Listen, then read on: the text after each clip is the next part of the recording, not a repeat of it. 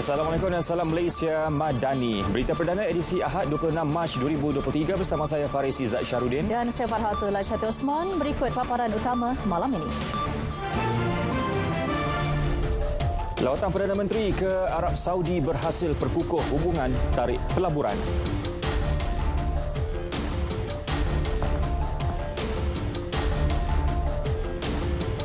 Lawatan sulung Perdana Menteri ke Kemboja esok bakal buka peluang kerjasama baharu.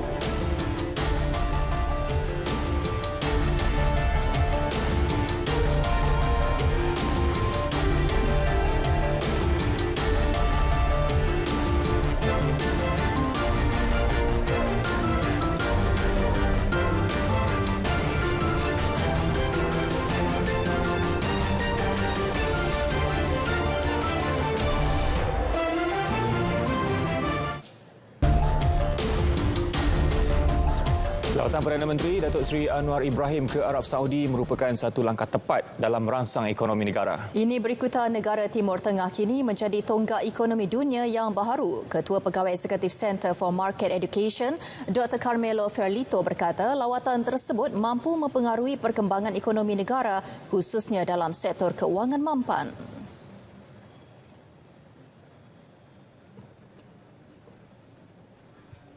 Recently in the United States, with the banking collapse and the crisis of the Silicon Valley industrial project, I think that the development of an alternative system also from the financial perspective and from the monetary perspective becomes more and more crucial.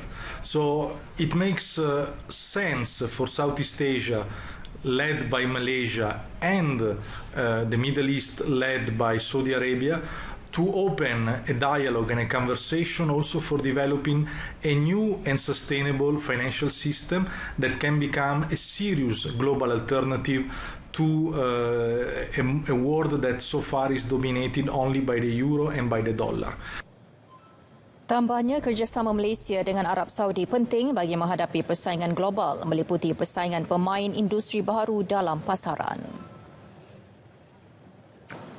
Sementara itu, pensyarah dasar awam Fakulti Sains Pentadbiran dan Pengajian Polisi Muhammad Rozaimi Rizwan berpendapat lawatan Perdana Menteri juga amat signifikan dalam meningkatkan pelaburan langsung asing FDI negara.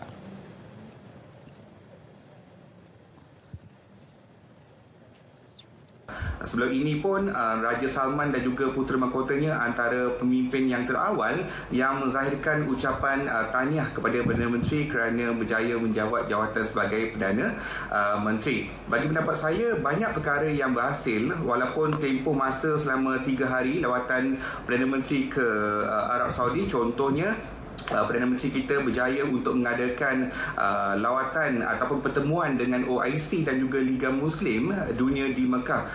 Selain itu, berjaya juga untuk menyaksikan pemeteraian 3 MOU antara rakan dagang Malaysia dan juga Arab Saudi. Tambah beliau, Datuk Seri Anwar juga berjaya meyakinkan para pelabur dari negara tersebut untuk membuat pelaburan dalam Malaysia. Perundingan semula untuk meneruskan penubuhan Pusat Keamanan Antarabangsa Raja Salman KSCIP juga dilihat tepat ke arah mempromosi keamanan dan keselamatan sejagat. Selain dapat memperkukuh hubungan bilateral dan multilateral antara Malaysia dan Arab Saudi, ia juga mewakili usaha proaktif kedua-dua negara dalam membantras, memerangi serta menangani aktiviti keganasan, terutama terorisme dan ekstremisme yang semakin menular. Adalah pendekatan yang mahu diambil. Rundingan secara berterusan akan membantu untuk membolehkan kita menilai penghormatan yang diberikan dan juga mengiktiraf apa yang telah dinilai oleh kerajaan Arab Saudi ke atas Malaysia. Jadi yang bersifat resiprokal, yang melengkapi di antara satu sama lain ini sangat signifikan supaya kita dapat membantu untuk melihat secara menyeluruh, holistik ke atas isu yang mengganggu-gugat keamanan, keselamatan, kedaulatan global. Selain itu, pusat berkenaan juga boleh menjadi platform kepada Malaysia dan Arab Saudi merintis usaha pembinaan penyelidikan kandungan bersifat akademik berkaitan isu keamanan dunia. Selain itu, Setiausaha Politik Perdana Menteri Ahmad Farhan Fauzi menyifatkan lawatan Perdana Menteri ke Arab Saudi sangat berhasil dan jadual beliau sangat padat dan tersusun. Ini sekaligus menepis dakwaan sesetengah pihak bahawa lawatan rasmi Perdana Menteri ke Arab Saudi adalah gagal dan membazir wang rakyat. Kerajaan Arab Saudi juga telah meminta supaya lawatan tersebut dilanjutkan bagi menyusun pertemuan dengan pemimpin kerajaan Arab Saudi.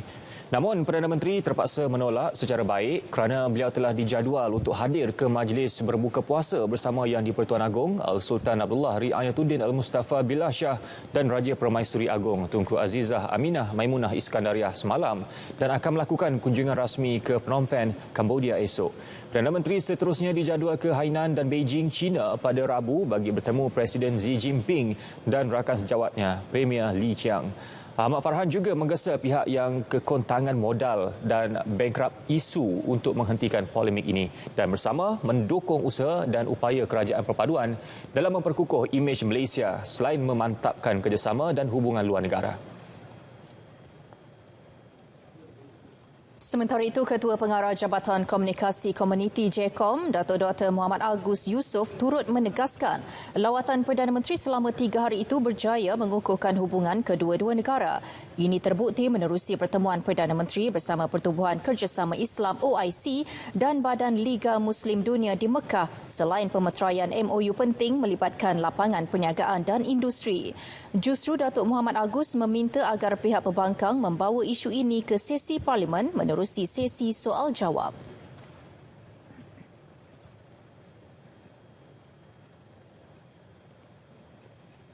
Baik, lawatan rasmi sulung Perdana Menteri Datuk Seri Anwar Ibrahim ke Kemboja esok bakal menjadi titik pengukuh hubungan serantau kedua-dua negara. Pertemuan serampang mata bersama rakan sejawatannya Han Seng dijangka bakal menjurus kepada usaha penerokaan kerjasama baharu termasuklah pembangunan sumber manusia dan pelancongan. Sazwani Samsu dari Phnom Penh, Kemboja ada perinciannya.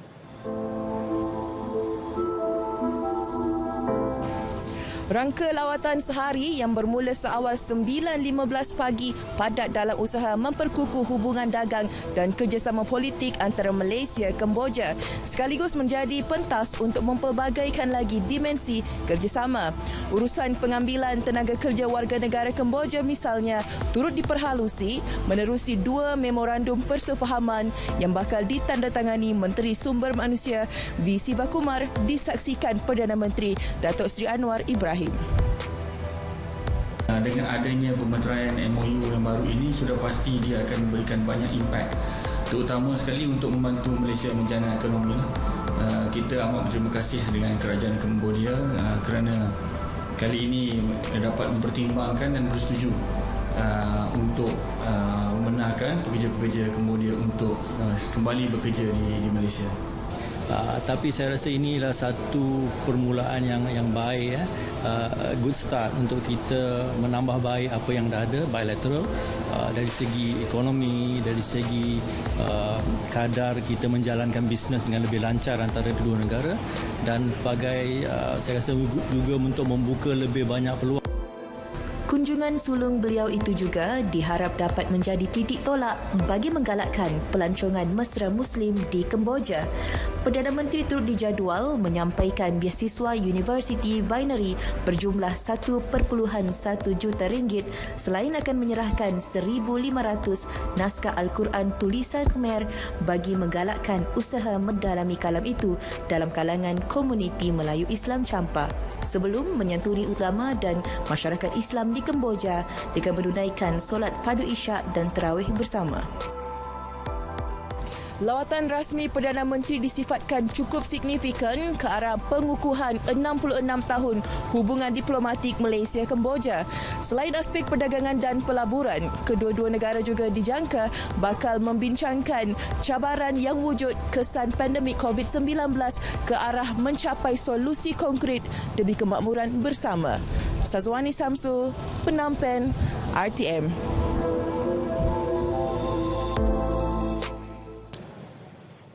Sementara itu, menurut Menteri Luar Datuk Seri Dr. Zamri Abdul Kadir, selain pertemuan rasmi pemimpin kedua-dua negara, lawatan itu turut membuka peluang kerjasama baharu dalam sektor perburuhan, perniagaan dan keselamatan pekerja.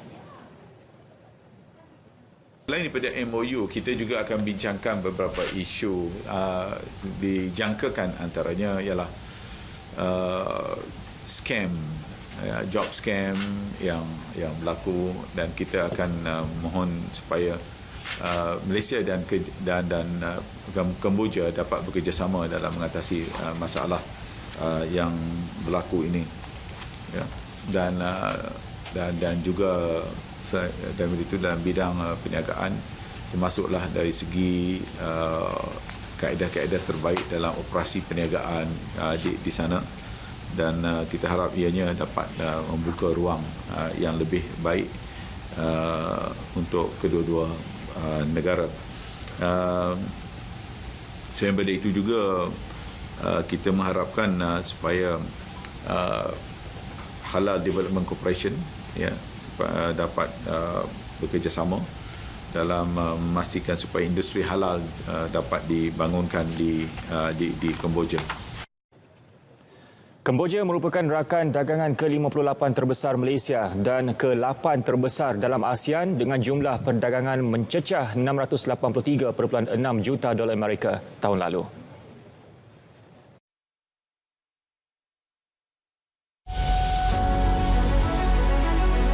Usahawan mikro dan penjajah kecil disediakan kemudahan pinjaman di bawah agensi seperti Bank Negara Malaysia, BSN dan Tekun dengan dana yang tersedia berjumlah 1.7 bilion.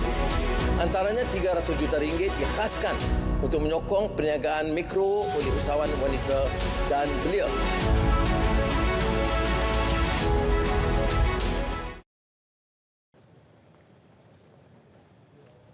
Lembaga Tabung Haji TH menggesa 31,600 bakal haji supaya segera menjawab surat tawaran yang dikeluarkan kepada mereka bermula 22 Mac lepas.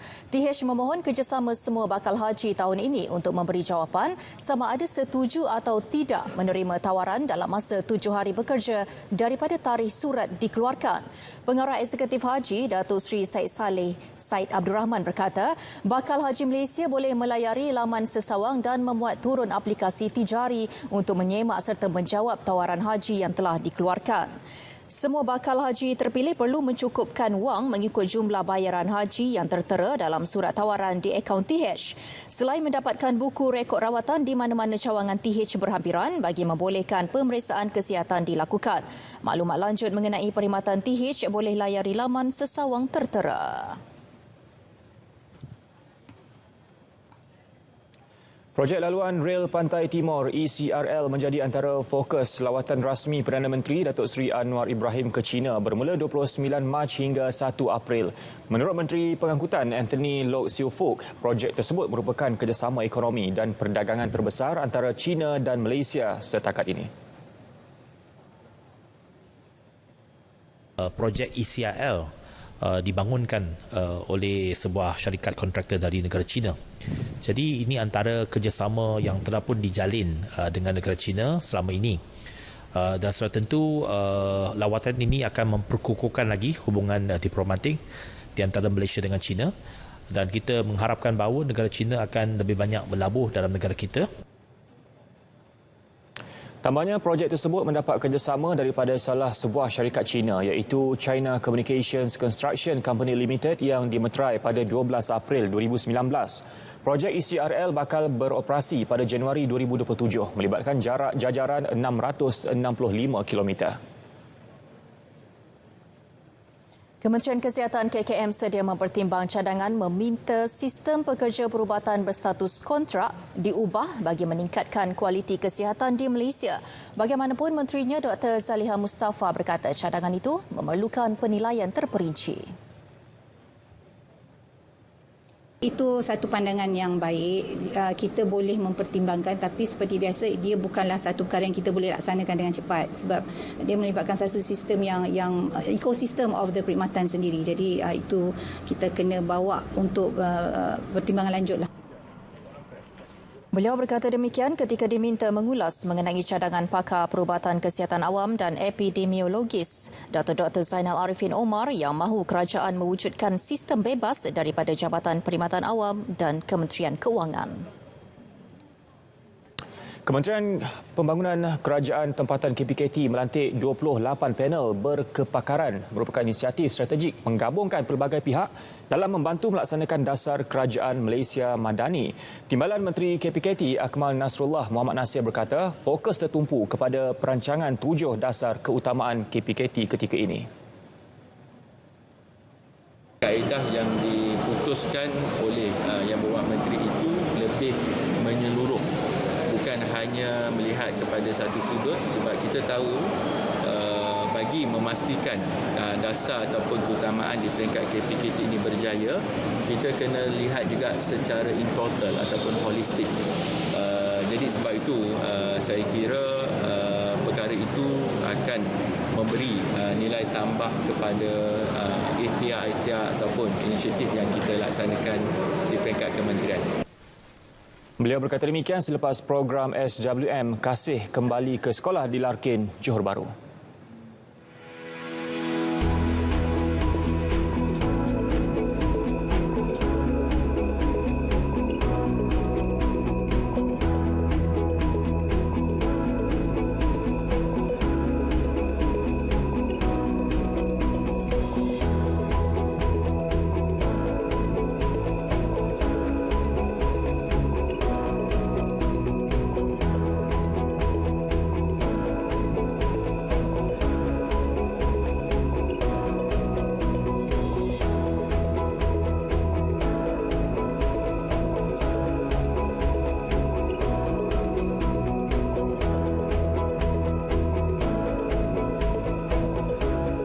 Memulakan langkah pertama memerlukan 1000 kekuatan. Langkah seterusnya memerlukan nekat dan juga keyakinan.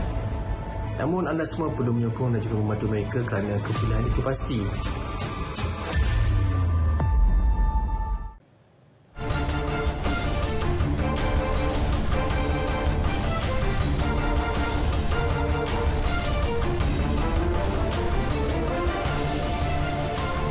Sedikit perkembangan menjelang Sukan SEA Kemboja 2023. Penganalisis pasukan e-sukan lelaki Muhammad Hazim Firdaus Ismail mungkin terpaksa melepaskan hasrat menyertai kontingen Malaysia ke Tamasya Duit tahunan itu Mei depan.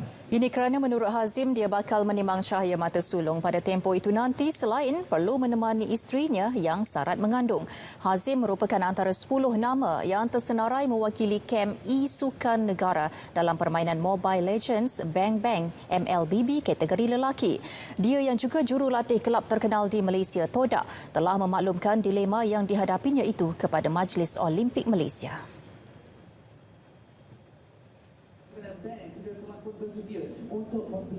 Masih lagi berbincang dengan pihak pengurusan SEA Games dengan Olimpik lah, semua benar-benar sekelab lah. So saya berkemungkinan tidak akan dapat mewakili Malaysia untuk ke SEA Games Kemboja kali ini disebabkan saya tengah menunggu due daripada wife saya. Di Kemboja nanti peranan Hazim sebagai penganalisis adalah membantu ketua jurulatih menyediakan laporan setiap perlawanan melibatkan skuad negara dan juga pasukan-pasukan lain.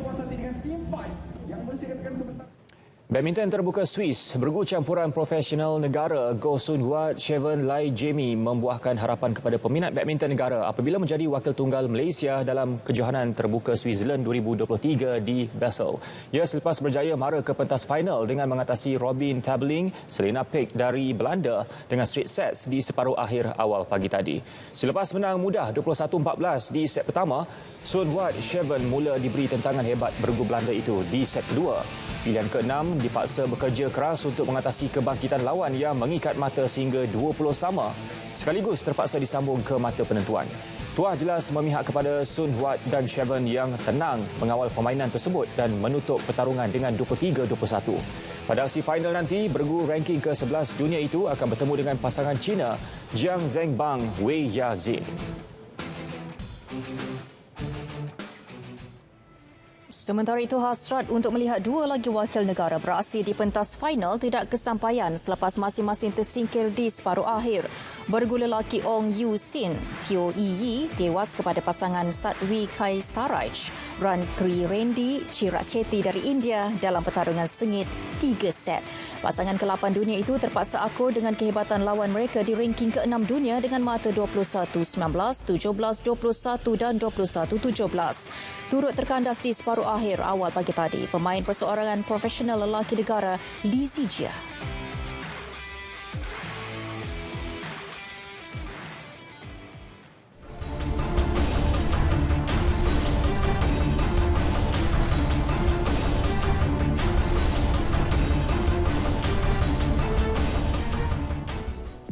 Program Tonggak Radio Klasik Cubit-Cubit Manja menampilkan kelainan dengan merakamkan sketsa Cubit-Cubit Manja musikal Kenduri Kahwin akan disiarkan pada 1 April depan. Penerbitnya Anisma Yusma Amelin berkata, sketsa berdurasi 1 jam 30 minit itu turut mengupas isu semasa selain menyelitkan situasi harian yang disampaikan secara santai.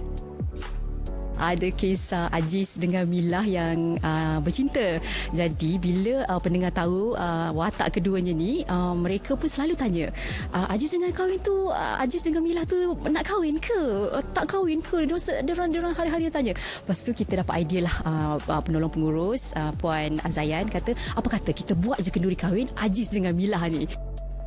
Datuk Sheila Majid meraihkan kegemilangan 38 tahun penglibatannya dalam bidang seni menerusi konsert Sheila Majid The Big Band berlangsung di WTC Kuala Lumpur. Ratu Jazz itu mendendangkan lebih 27 lagu termasuk medley lagu hits sepanjang 2 jam konser berlangsung. Saya memang menitik beratkan quality, bukan gimmick ke apa-apalah. So as you can see when I'm on stage, I'm alone. Besides my musicians, there's no dancers, nothing. Because I want you to actually menikmati, you know, the beautiful arrangements that's done, and then the delivery, and then, you know, like dengar lyrics dia apa menusuk hati ke tidak, you know, because like I said, music is art. Menggayakan 2 busana rekaan Michael Ong, beliau diiringi 23 barisan pemuzik profesional diketuai Meg Chiu. Datuk Sheila merancang untuk membawa konsert tersebut ke Indonesia, Singapura dan United Kingdom dalam masa terdekat. Meski berlangsung pada hari Rabu, konsert Patah Hati anjuran NS Diversified Sendirian Berhad bertempat di Z Kuala Lumpur tetap dipenuhi dengan lebih 2,000 peminat muzik patah hati.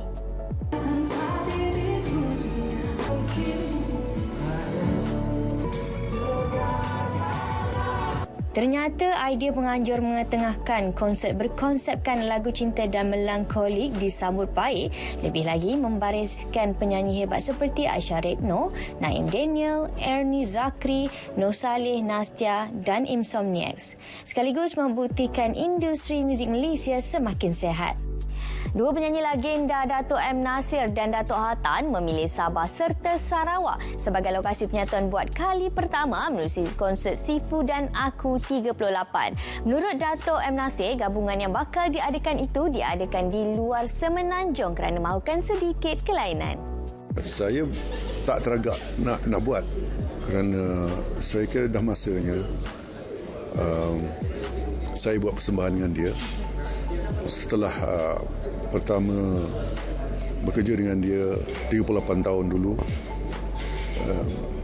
dan banyak lagu saya dia jadikan dia hit, antaranya adalah Memburu Rindu.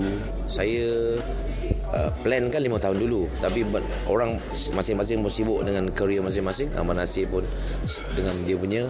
Saya jalankan konsert saya dulu itu hari, konsert Journey kan, The Journey of the ni Journey ni sambungan dia. Journey tu dia setiap journey tu ada jalan dia kan sampai dia. Jadi saya kalau buat nak konsert, saya ada benda-benda yang saya nak share dengan orang. Rezeki tak pernah salah alamat. Disunting buat pertama kali menjadi duta kempen bufet sentuhan Ramadan di sebuah hotel sepanjang Ramadan kali ini, Datin Alia cukup teruja. Saya memang tak sangka sebab saya adalah salah seorang pengunjung juga di sini tahun lepas, dan tahun ni dapat bekerjasama dengan Hotel Tinera. Rezeki alhamdulillah. Menyentuh tentang persiapan Syawal meski terlalu awal, kata Datin Alia, tumpuan diberikan buat keluarganya terlebih dahulu. Rasa sebab umur-umur macam ni dia lebih kepada anak-anak saudara kan, macam tu. So persiapan tu biasa-biasa je. Sebab lebih kita dah beberapa tahun kan, kita baru terlepas daripada MCO kan. So jadi dia dah jadi kebiasaan 3 tahun tu jadi bersederhana je. Perkongsian itu tadi mengakhiri Miniba. Informasi hiburan kami sajikan bukan keterlaluan. Saya Cece Yatim. Assalamualaikum. Bye.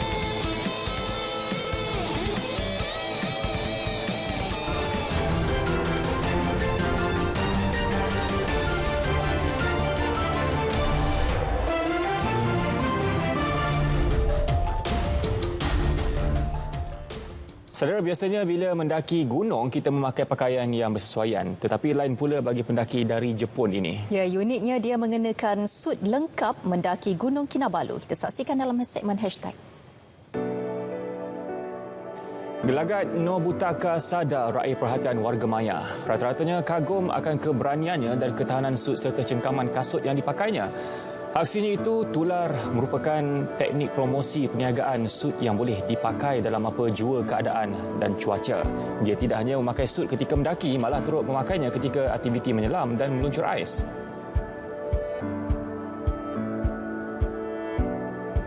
Menggunakan wajah kerbau sebagai model tutorial solekan. Pelik, tapi itu yang dilakukan seorang wanita yang dikenali sebagai Mod. Menariknya, lagak kerbau itu dilihat selamba ketika disolek. Mod merupakan tuannya dan haiwan itu dibesarkan khas untuk menjadi kuat dan cantik. Klip itu berjaya raih jutaan tontonan di TikTok.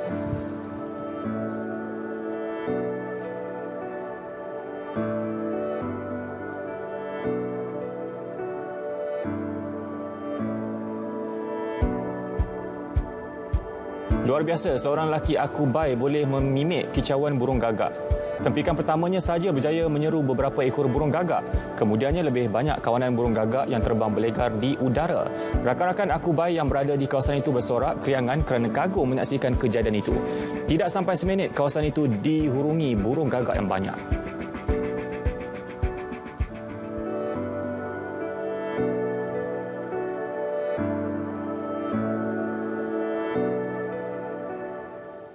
Berita perdana edisi 26 Mac 2023 berakhir di sini. Saya di RTM dengan itu. Assalamualaikum. Salam Malaysia Madani.